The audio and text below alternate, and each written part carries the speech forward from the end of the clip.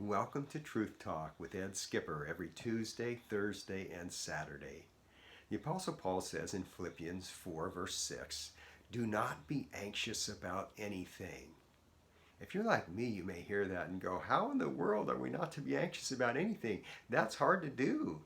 You ever find yourself in bed worrying and stewing about some issue, and you know you ought to be trusting God, but it's just too strong and it seems like you have no power over it. It overtakes you. So telling somebody, just don't be anxious, is rarely enough, whether that's telling yourself or telling someone else. It's kind of like telling a newborn baby, stop crying. Well, crying comes naturally to babies, and worrying and anxiety comes naturally to us. Fortunately, the Apostle Paul says more than just do not be anxious about anything. Listen to his counsel in Philippians 4, verses 4 to 7. Rejoice in the Lord always. I will say it again, rejoice. Let your gentleness be evident to all. The Lord is near. Do not be anxious about anything, but in everything, by prayer and petition, with thanksgiving, present your requests to God, and the peace of God, which transcends all understanding, will guard your hearts and your minds in Christ Jesus. What good advice that is, that we are to rejoice in the Lord, that we are to pray, and with thanksgiving present our petitions to Him. When I was 9 or 10 years old, my friend and I used to walk home from school together. And one particular day, we had crossed the bridge over the creek and walked up the trail towards the road. And there at the top of the trail were two older boys. They were maybe 3 or 4 years older than us.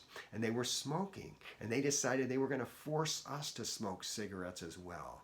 Now, my friend was a little bit ahead of me on the trail, and so he was doing the talking. I was a little bit behind, and as they conversed, I slipped down a little bit, gradually down the hill, and I ended up taking off and abandoning my friend and taking the long way home.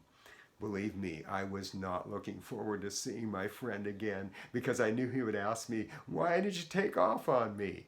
And I didn't have a good answer. The truth is, I was scared. How different that situation would have been had my dad been at the top of the hill, there in a car, ready to pick us up, as he sometimes was. Then he would have been the stronger person, and it would have been the boys who were smoking who were scared.